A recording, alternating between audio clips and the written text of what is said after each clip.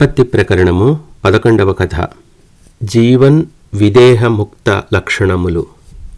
వశిష్ఠ మహర్షి: బ్రహ్మమునందు చిత్తమును నిలిపి బ్రహ్మగత ప్రాణులై ఒకరినొకరు బ్రహ్మము గురించి సంభాషించుకొనువారు కొందరు జ్ఞానదృష్టిచే సంతుష్టులై ఆనందమును పొందుచున్నారు. బ్రహ్మ విచారపరులగు అట్టి జ్ఞాననిష్ఠులకు జీవన్ముక్తి లభించుచున్నది. అట్టి జీవన్ముక్తులు విదేహముక్తులు కూడా అగుచున్నారు.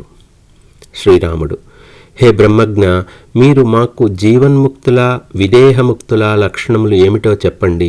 మీరు చెప్పిన దానిని విని శాస్త్రదృష్టితో స్వబుద్ధితో వాటి కొరకై మేము ప్రయత్నం చేయగలుగుతాం.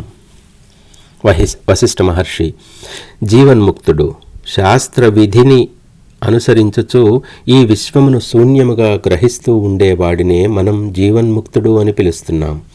ఆయా ప్రవాహపతితమైన లోకక్రియలను నిర్వర్తిస్తూ జ్ఞానసహితుడై జాగ్రత్తావస్థయందు కూడా నిద్రుతిని వలి లాగానే నిర్వికారుడై మెలగువాడే జీవన్ముక్తుడు.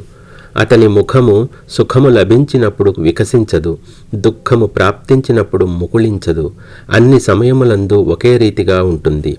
ఎప్పుడు ఏది చేయవలసి ఉంటుందో అది ఆయా సమయములందు అట్లే ఇతరులకు అనుకూలంగా అవలంబిస్తూ ఉంటాడు. మేలుకొని ఉన్నప్పుడు కూడా నిర్వికార ఆత్మతత్వమును ఆశ్రయించిన వాడై సుషుప్తుని వలె ఉంటాడు. అందుచేత ఇతడు సుషుప్తుడేమో అనిపించవచ్చు, కానీ అవిద్య అను నిద్ర నశించి ఉండటంచే ఆత్మయందు అతడు సర్వదా జాగ్రత్తుడే అగుచున్నాడు. ఈ దేహేంద్రియముల విషయములో ఇవి నాకు సంబంధించినవి అని కానీ, నేను వీటికి సంబంధించిన వాడిని అని కానీ అతడు అనుకోడు. అందుచేత అంతరంగంలో ఎట్టి ఉద్వేగం పొందకుండానే ఉంటాడు. జాగ్రత్త వాసనలన్నీ నశించియే ఉండటంచే అతడు స్వప్నస్థితికి కూడా సంబంధించిన వాడు కాదు. గాలి వేగంగా వీస్తున్నదనుకో, ఆ గాలి వేగానికి కొండపై చెట్లు కదులుతాయేమో గాని కొండ కదలదు కదా. బయటకు సంతోష దుఃఖ రాగ ద్వేష భయాదులు అతడు ప్రకటించినప్పటికీ అంతరంగంలో మాత్రం ఆకాశం వలె స్వచ్ఛుడై వెలయిచూ ఉంటాడు. తన వాస్తవ స్వరూపమేమిటో, ఏది తాను కాకయే ఉన్నాడో తెలుసుకునే ఉంటాడు. నేను దేనికి కర్తను కాదు, చైతన్య స్వరూపుడనగు నేను పుట్టుటలేదు, చచ్చుటలేదు, ఏదియూ నిర్వర్తించుటలేదు. నాకు బంధమేమిటి, మోక్షమేమిటి అనునట్టి నిరహంకారత్వము అకర్తృత్వ భావన కలిగి ఉంటాడు. కర్తృత్వాభిమానము లేనివాడు, కర్మలు చేసినా చేయకున్నా బుద్ధిచే దేనిని స్పృశించనివాడు అయి ఉంటాడు. చిదాత్మ స్వరూపమగు నేనే ఆవరణము తొలగినప్పుడు ప్రళయమును, ఆవరణము ఉన్నప్పుడు సృష్టిని కల్పించుకొనుచున్నాను అనునట్టి గ్రాహ్య బుద్ధితో ఉంటాడు. చేస్తూ చెయ్యనివాడుగా, చూస్తూ చూడనివాడుగా కాలగమనం సాగిస్తాడు. ఎవరికీ భీతి కలిగించడు. తాను లోకములను చూచి భీతి చెందడు. సంతోషము, దుఃఖము, భయము అను వాటి నుండి పూర్తిగా విడివడి ఉంటాడు. జీవన్ముక్తునికి ఈ సంసారం పట్ల కించిత్ కూడా ఆసక్తి ఉండదు. ఆసక్తి ఉంటే కదా బంధము. ఆసక్తి లేకపోయినప్పుడు ఇక ఎవరికైనా జీవన్ముక్తత్వము వలన వచ్చే లోటు ఏముంటుంది? అతడు దేహి అయి ఉన్నప్పటికీ నిరాకారుడై, మనస్సు ఉన్నప్పటికీ అమనస్కుడై ఉంటాడు. అందరిలాగానే ఈ జగత్తులో సంచరిస్తూ కూడా సర్వదా నిశ్చింతుడై ఉంటాడు. ఈ జగద్వ్యాపారములందు పాల్గొనుచున్నప్పటికీ కామాదుల వేగానికి ఏమాత్రం లొంగడు. ప్రతి ఒక్కరి యందును ఆత్మ యొక్క పూర్ణత్వమును సదా దర్శిస్తూ ఉంటాడు. ఇక విదేహముక్తుడు. ఇది అట్టి జీవన్ముక్తుడు కాలక్రమముగా దేహమును త్యజించిన తరువాత విదేహముక్తుడగుచున్నాడు. వాయువు స్పందము వదిలిన తరువాత నిశ్చలత్వం పొందుతుంది కదా. అట్టి విదేహముక్తుడు మరలా జన్మించడు, మరణించడు, వ్యక్తుడు కాడు, అవ్యక్తుడు కాడు, దూరము గాని దగ్గర గాని ఉండదు. నేను ఇతరులు అను భేదదృష్టి అతనికి ఉండదు.